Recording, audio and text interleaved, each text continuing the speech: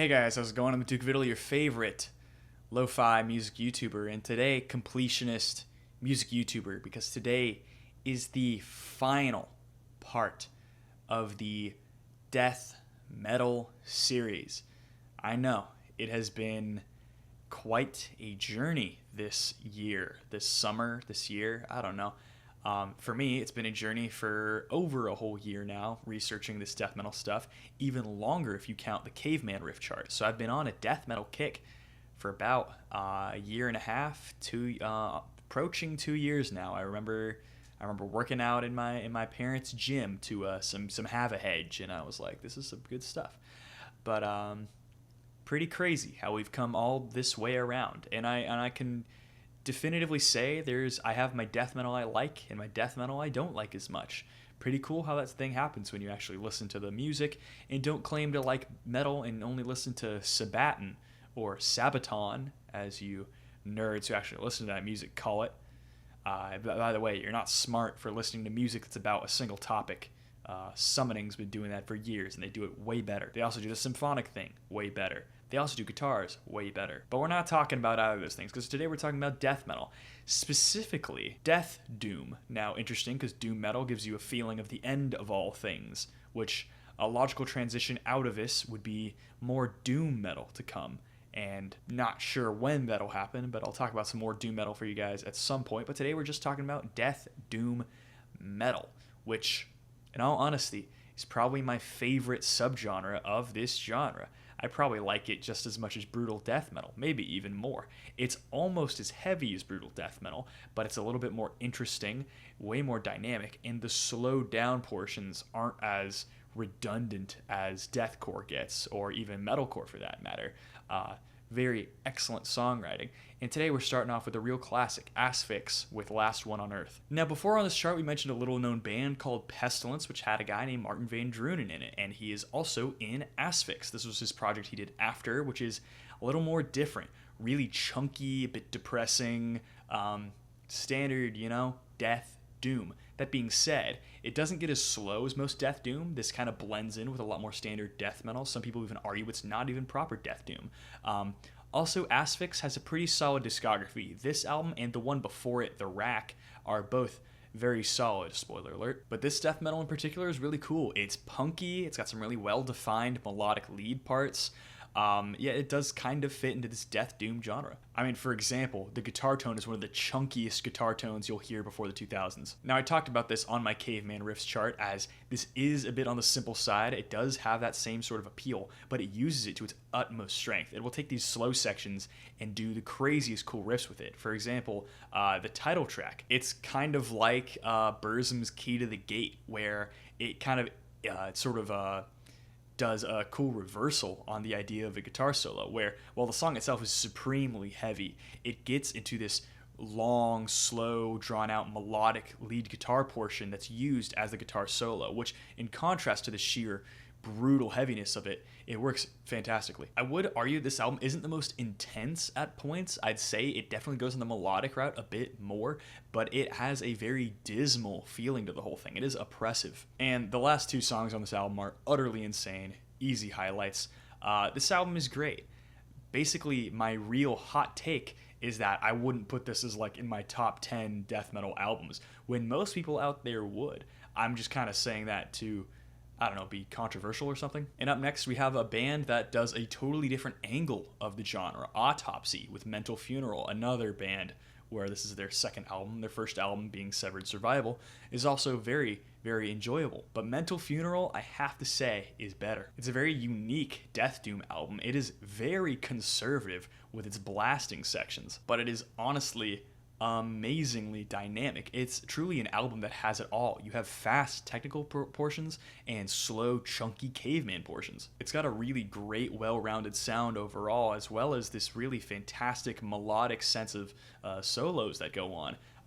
None too many, none too few. The rhythm section, I would say, is anything but technical, but it's simply just beast. The thing is tough. This is an album for men. It's an album for big boys. If you like Black Sabbath riffs that are just down-tuned and blast beats sometimes and growls and just honestly kind of a gross production style, Really, really excellent progenitor to all the worst genres in the world.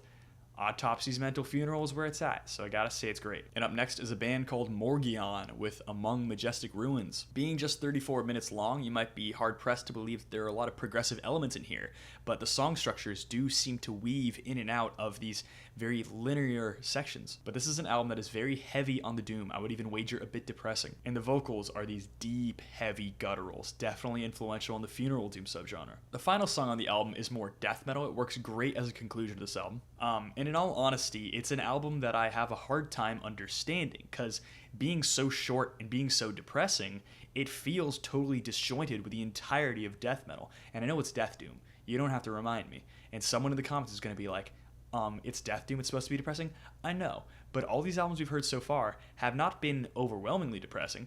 They've felt kind of along a certain line, a certain feeling, a certain sense of irony, sort of overcoming the doom in a way, as when it comes to Asphyx. But here it's more along the lines of like funeral doom, and we all touch upon some funeral doom stuff on this chart that doesn't feel totally destructive. So this one's kind of confusing me. I'd say every song here has something to offer, but the symphonic elements don't sound very good.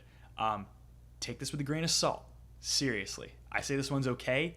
Part of it's just because the way to stream it is very, very inconvenient online, and I cannot properly judge it like that.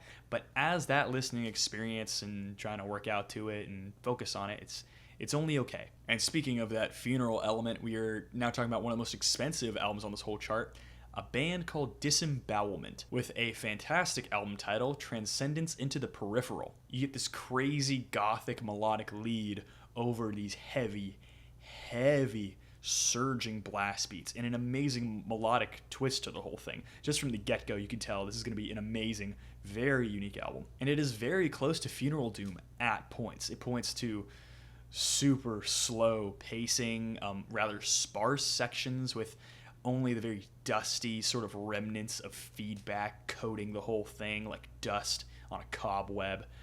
This thing is dark. To compare it to another band on this chart, it feels like Infestor, not due to any songwriting, but the amount of filth that you hear is only comparable to Infestor, really. You have these slow, cavernous dirge sections that paint the entirety of this album at different points. It has probably one of my favorite elements in Death Doom, and it's a surprising alt-rock influence. No, not like alternative metal, but like in guitar tone. It has a crazy contrast between what I would describe as a slammy, down-tuned tone, like just a comically crazy, deep, and guttural tone, and something light that sounds like The Cure, like 17 Seconds era The Cure, which the contrast is simply unbelievable, and the way it's produced is just as unbelievable. Most of these obscure European death metal bands, obscure at the time, sure, maybe they'd be in magazines, but like, come on. Madonna was outselling them. That's all I'm saying. That is not an indicator of quality. The way it was produced so well with these crazy ideas that don't seem to match up is remarkable. Now, this is most likely due to the contrast of the album, just stylistically speaking, but it might be the heaviest thing on this whole chart. It is unrelenting. Disembowelment's Transcendence into the Peripheral is an underrated classic. There's a reason that the copies of this thing on Discogs run for like $100 a pop. Would I spend that much? Not now. I could imagine it in a few years' time when I have like money. If I have money, let's be honest with ourselves. But like, this thing is fantastic. It's so great. Don't deny yourself the pleasure of listening to this album. It is on streaming, so give it a listen for sure. And up next is a bit of a wild card, a band called Ripakolu with their demo, Musta Ceremonia, which is about 30 minutes long. It's the band's sole release, and I believe the only full demo on this chart. I mean, we had an EP or two, and we had a compilation or two, but I don't think any demos. It has this beautifully raw demo quality and a particularly heavy sound for something so European. Not as heavy as Disembowelment, but pretty heavy for what it is. And it is filthy. It really revels in the doom part of Death Doom. Pretty heavy stuff. And it's pretty simple. I mean, something adjacent to caveman riffs, but it really works. It's an album that is low on dynamics because it doesn't need them. The most unique sort of wild card you get on this demo, other than the fact that it's here on this chart at all, is that The last track is even doomier and even more depressing than anything else here. It even throws in a looming gothic synthesizer for you to just nibble on as you realize it's your own bones. I wish I could talk about this stuff in October, but I've already got plans for October. But Ripakolu's Muster Ceremonia is a great demo, really fun, entertaining listen, a classic demo. Easily one of the most classic demos of all time, in all honesty. There are not a lot of demos that really outshine this one. It's a cool one for sure. And up next is a band called Creepmine with an album called Shadows, which is certainly an interesting album here. It's got a very light groove metal bend here, tons of syncopated, almost bouncy sections, but it's also got a very heavy gothic sound. Such a unique blend, especially with the actually rather melodic lead guitar portions. It is a bit caveman, but it is overall very good stuff. I have no problem with caveman music. It's probably my favorite type of music. And if I have any problem with it at all, it's actually that it's not that doomy. It actually revels in its more melodic sense. In my opinion, really, unfortunately, this album just lacks a little bit in the riff department.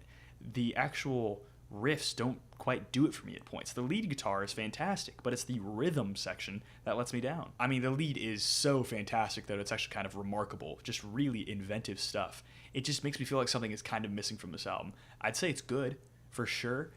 The listening experience is very solid. It's just I think about it a bit too hard. And up next is a band called The Chasm with an album called Foreseeing the Paranormal Abyssum.